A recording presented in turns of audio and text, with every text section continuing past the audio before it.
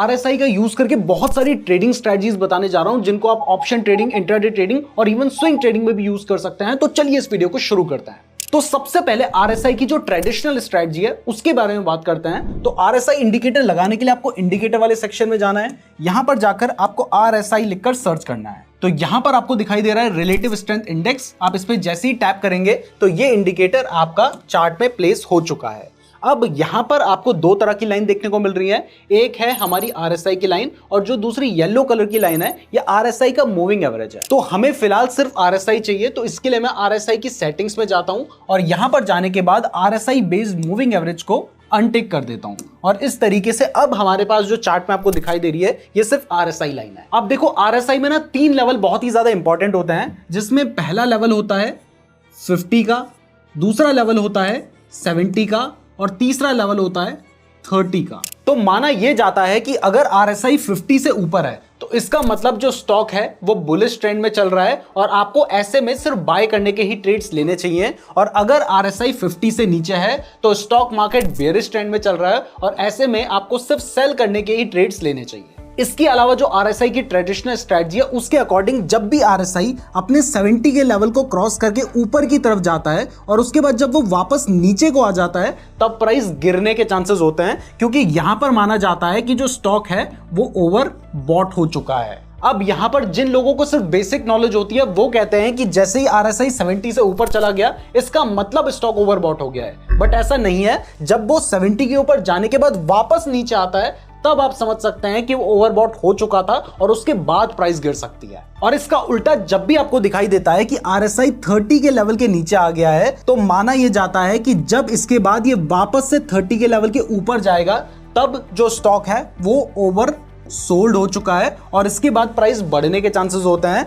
बहुत सारे लोग इसमें कंफ्यूज होते हैं और उन्हें लगता है कि जैसे ही प्राइस 30 के लेवल के नीचे आ गई तब स्टॉक ओवर सोल्ड हो गया है, लेकिन ऐसा नहीं है। जब वो नीचे आने के बाद वापस ऊपर जाती है तब आप मान सकते हैं कि वो ओवर सोल्ड हुआ है और उसके बाद प्राइस बढ़ने के चांसेस होते हैं। और आप देख सकते हैं कि इसके बाद प्राइस बड़ी भी है। जबकि अगर आप ये समझते हैं कि जैसे ही RSI 30 के लेवल के नीचे आ गया है उसके बाद प्राइस बढ़ सकती है, तो आप देखिएगा कि उसके बाद प्राइस बहुत अच्छी खासी गिरी थी। लेकिन यहां पर एक बात का ध्यान रखें कि ये ट्रेडिशनल स्ट्रेटजी है, आपके सीखने समझने के लिए अच्छी है, बट सिर्फ इसके बेसिस पे आपको ट्रेड नहीं लेना है, क्योंकि ऐसे में आपको बहुत सारे फेक सिग्नल्स भी मिल सकते हैं। अब नेक्स्ट स्ट्रेटजी बताने से पहले अगर आप ट्रेडिंग के लिए बेस्ट डीमैट अकाउंट खुलवाना चाहते हैं, जिसको मैं खुद भी यूज करता हूं, तो मैंने आपको डिस्क्रिप्शन में लिंक दे रखा है, वहां से आप अपना बिल्कुल फ्री डीमैट अकाउंट खुलवा सकते हैं। तो डिस्क्रिप्शन जरूर चेक कर लीजिएगा। अब इसके बाद जो हमारी RSI की दूसरी स्ट्रेटजी है ये एक इंपॉर्टेंट स्ट्रेटजी है और इसका नाम है RSI डाइवर्जेंस स्ट्रेटजी।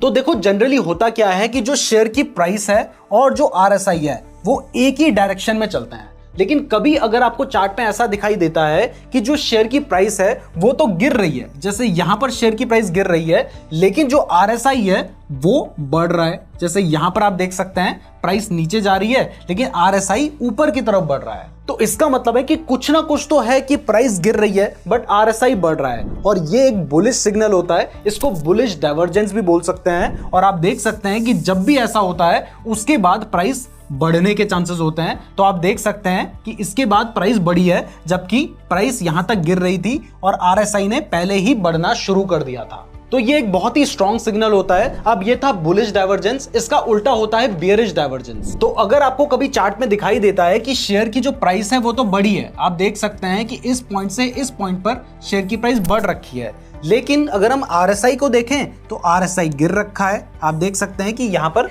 RSI गिरा है। तो इसको हम कहते हैं बेयरिश डाइवर्जेंस, जिसमें प्राइस तो बढ़ रही है लेकिन RSI गिर रहा है। और जब इस तरीके का डाइवर्जेंस होता है तो उसके बाद प्राइस गिरने के चांसेस होते हैं और यहां पर भी आप देख सकते हैं कि प्राइस गिरी है। लेकिन एक बात का ध्यान रखिए कि मैं आपको सिर्फ ये स्ट्रेटजी समझा रहा हूं, इसका मतलब नहीं है कि आप डायरेक्टली जाके इसको अप्लाई कर लें, क्योंकि हर बार ये स्ट्रेटजी काम नहीं करती है। और हाँ, मैं जानता हूं कि अगर आपको ज्यादा एक्सपीरियंस नहीं है तो फिर RSI डाइवर्जेंस को ढूंढना आपके लिए काफी मुश्किल होगा, बट आपको टेंशन लेने की जरूरत नहीं है, क्योंकि अगर आपको RSI डाइवर्जेंस को देखना है ना तो फिर आप RSI के साथ साथ एक और इंडिकेटर है जिसका यूज कर सकते हैं और वो है RSI डाइवर्जेंस।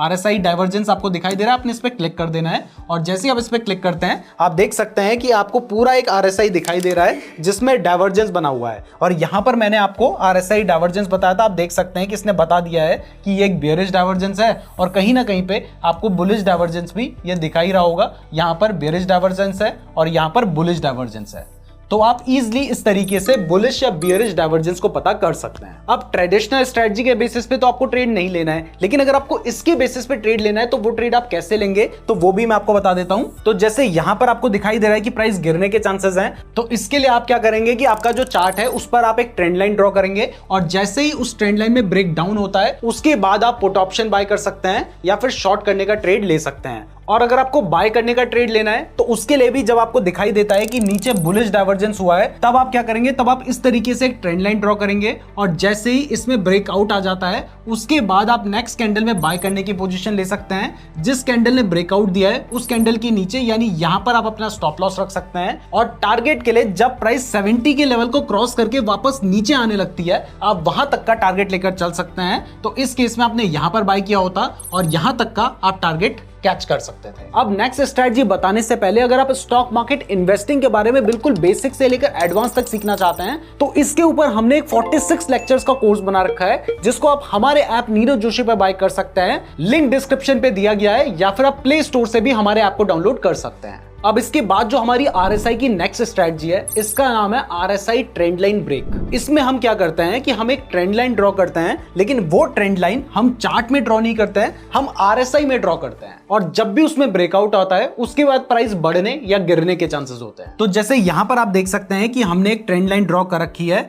यहां पर सबसे पहले RSI ने एक रेजिस्टेंस बनाया, उसके बाद RSI बढ़ा, फिर यहां पर उसने रेजिस्टेंस लिया, फिर से तीसरी बार यहां पर रेजिस्टेंस लिया और 4 टाइम में RSI ने ब्रेकआउट दे दिया है। तो जब RSI ने अपने ट्रेंड लाइन को ऊपर की तरफ ब्रेक कर दिया है तो इसके बाद प्राइस बढ़ने के चांसेस होते हैं और आप देख सकते हैं कि उसके बाद प्राइस बढ़ी है। अब आप कहोगे कि ये ट्रेंड लाइन तो मैं यहाँ चार्ट में भी ड्रॉ कर सकता था और तब भी पता कर सकता था। तो देखो चार्ट्स में भी ट्रेंड लाइन को ड्रॉ किया जाता है, लेकिन RSI एक लीडिंग इंडिकेटर है तो इसमें आपको जल्दी सिग्नल्स मिल सकते हैं। और कई बार आपने देखा है कि RSI गिर रहा है लेकिन प्राइस बढ़ रही है तो यहां पर डाइवर्जेंस भी होते हैं, तो RSI ट्रेंड लाइन भी एक स्ट्रेटजी है। यहां पर एक बात का ध्यान रखना कि जैसे ही RSI की ट्रेंड लाइन में ब्रेकआउट आ जाता है तब आपने बाय नहीं करना है, आपने इसके साथ ही हमारी जो प्राइस है उसमें भी ट्रेंड लाइन के ब्रेकआउट होने का वेट करना है और तब जाके ही आपने ट्रेड लेना है। क्योंकि ये जो एग्जांपल मैं आपको दिखा रहा हूं इसमें तो दोनों ही जगह पर सेम टाइम में ब्रेकआउट हुआ है। इस जगह पर भी इसने ट्रेंड लाइन को ब्रेक किया और साथ में RSI में भी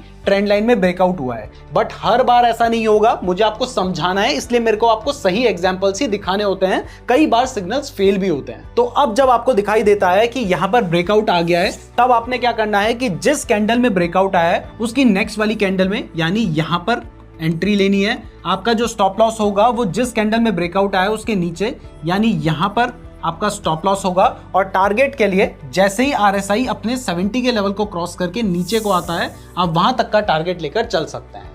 और बेयरिश एग्जांपल देखें तो आप देख सकते हैं कि हमने यहां पर भी एक ट्रेंड लाइन ड्रॉ कर रखी है और यहां पर भी ट्रेंड लाइन ड्रॉ कर रखी है और इस जगह पर जो RSI है उसने यहीं पर ब्रेक डाउन दे दिया था, लेकिन प्राइस ने इस जगह पर ब्रेक डाउन दिया और उसके बाद प्राइस गिरी है। इसलिए दोनों ही ब्रेक डाउन को कंसीडर करना जरूरी है। और ये जो मूवमेंट है ये भले ही आपको छोटा दिखाई दे रहा है क्योंकि उसके बाद प्राइस रिकवर कर गई थी, लेकिन ये एक लगभग 140 पॉइंट्स का मूवमेंट है। अब अगर आपको इसके बेसिस पे ट्रेड लेना है तो जिस कैंडल में ब्रेक डाउन हुआ है उसके बाद वाली कैंडल में यानी इसमें आप एंट्री लेते, आपका जो स्टॉप लॉस होगा वो या तो जिस कैंडल ने ब्रेक डाउन दिया है उसके ऊपर या फिर जो उसके आसपास सबसे बड़ी कैंडल है उसके ऊपर, यानी यहां पर आप अपना स्टॉप लॉस लेकर चल सकते हैं। और टारगेट के लिए जब तक RSI अपना 30 के आसपास नहीं आ जाता है आप वहां तक का टारगेट लेकर चल सकते हैं। तो इस हिसाब से ये वाले ट्रेड में आप थोड़ा फंस सकते थे, लेकिन मुझे आपको कंसेप्ट समझाना था तो आप समझ चुके हैं। अब नेक्स्ट स्ट्रेटजी बताने से पहले वीडियो पसंद आई है तो वीडियो को लाइक जरूर कीजिएगा और साथ ही हमारे चैनल को सब्सक्राइब भी जरूर कर दीजिएगा, क्योंकि अगर आप सब्सक्राइब नहीं करेंगे तो हो सकता है कि हमारी वीडियो आपको दोबारा कभी रिकमेंड ही ना हो। अब इसके बाद जो हमारी नेक्स्ट स्ट्रेटजी है इसमें हम RSI और मूविंग एवरेज का यूज करते हैं। तो हमने RSI इंडिकेटर पहले से लगा रखा था और साथ में मैंने मूविंग एवरेज इंडिकेटर भी लगा दिया है, जिसको लगाने के लिए आपको इंडिकेटर वाले सेक्शन में जाना है और यहां पर आप EMA लिखकर एक्सपोनेंशियल मूविंग एवरेज लगा सकते हैं और इस पर टैप कर देना है। अब जैसे आप टैप करते हैं तो बाय डिफॉल्ट ये 9 पीरियड का होता है। अब क्योंकि हम RSI 14 पीरियड का यूज कर रहे हैं तो हम यहाँ पर जो एक्सपोनेंशियल मूविंग एवरेज है उसको भी 14 पीरियड का कर देते हैं। तो जब भी आपको दिखाई देता है कि जो प्राइस है वो अपने मूविंग एवरेज को ऊपर की तरफ क्रॉस कर रही है और इसके साथ ही जैसे ही जो RSI है वो 50 के ऊपर निकल जाता है, तब आप इसमें बाय करने की पोजीशन ले सकते हैं। बट ध्यान रखिए कि यहाँ पर दोनों कंडीशंस पूरी होनी चाहिए, यानी हमारा जो RSI है वो भी 50 से ऊपर होना चाहिए और इसके साथ ही जैसे ही शेयर की जो प्राइस है वो मूविंग एवरेज को ऊपर की तरफ क्रॉस करेगी तो जिस कैंडल में क्रॉसओवर होगा उसके बाद वाली कैंडल में, यानी यहाँ पर आप बाय करने की पोजीशन ले सकते हैं। आपका जो स्टॉप लॉस होगा वो जिस कैंडल ने ब्रेक आउट दिया है उसके नीचे भी हो सकता है और जो नियरेस्ट लो पॉइंट है अगर वो ज्यादा बड़ा नहीं है तो आप यहां पर भी अपना स्टॉप लॉस लेकर चल सकते हैं। और टारगेट के लिए जो हमारा RSI है वो 70 के लेवल को टच करके जब तक नीचे नहीं आ जाता है आप वहां तक का टारगेट लेकर चल सकते हैं। तो इस केस में आप यहां तक का टारगेट अचीव कर सकते थे। वैसे अगर आप मूविंग एवरेजेस की भी इतनी सारी स्ट्रेटजीज देखना चाहते हैं तो कॉमेंट जरूर करना। अगर आप लोगों के अच्छे खासे कॉमेंट आएंगे तो हम इस टॉपिक के ऊपर भी वीडियो बना देंगे। और अगर आपको इसके बेसिस पे शॉर्ट पोजीशन लेनी है तो वो कैसे लेंगे, चलिए वो भी बता देता हूं। तो इसके लिए पहली कंडीशन है कि जो हमारा RSI है वो 50 से नीचे आना चाहिए। तो आप देख सकते हैं कि यहां पर ये 50 से नीचे आ गया है और इसके बाद जैसे ही जो शेयर की प्राइस है वो हमारे एक्सपोनेंशियल मूविंग एवरेज को नीचे की तरफ काटेगी तब आप वहां पर ट्रेड ले सकते हैं। तो इस वाली कैंडल में जो हमारी शेयर प्राइस है उसने मूविंग एवरेज को नीचे की तरफ काट दिया था, लेकिन उस टाइम पर जो हमारा RSI था वो 50 से ऊपर था। तो लगभग इस वाली कैंडल में ये 50 से नीचे आया है तो आप यहां पर शॉर्ट करने की पोजीशन ले सकते हैं। आपका जो स्टॉप लॉस होगा वो जिस कैंडल ने ब्रेक डाउन दिया है उसके ऊपर, यानी यहां पर आपका स्टॉप लॉस हो सकता है। और टारगेट के लिए जब तक प्राइस अपने 30 के लेवल के नीचे आने के बाद वापस नहीं बढ़ने लग जाती है आप वहां तक का टारगेट लेकर चल सकते हैं। तो आपने यहां पर शॉर्ट किया होता और आप यहां तक का टारगेट लेकर चल सकते थे और ये भी अगर हम कैलकुलेट करें तो लगभग 60 to 70 पॉइंट्स थे। तो ये सभी वो RSI की ट्रेडिंग स्ट्रेटजीज हैं जिनको आप यूज कर सकते हैं, लेकिन आंख बंद करके यूज नहीं करना है। मेरा काम होता है कि जो चीजें मार्केट में अवेलेबल हैं, जो स्ट्रेटजीज हैं वो आपको समझाना, आपका काम होता है खुद से उन्हें टेस्ट करना और उसके बाद अप्लाई करना। वीडियो पसंद आई है तो वीडियो को लाइक और चैनल को सब्सक्राइब जरूर कर दीजिएगा। फ्री डीमैट अकाउंट का लिंक डिस्क्रिप्शन पे दिया गया है। अगर आप ऑप्शन ट्रेडिंग का बिल्कुल फ्री कोर्स करना चाहते हैं तो आप इस वाली प्लेलिस्ट को देख सकते हैं। धन्यवाद। बहुत खूबसूरत हो तुम, बहुत खूबसूरत हो तुम।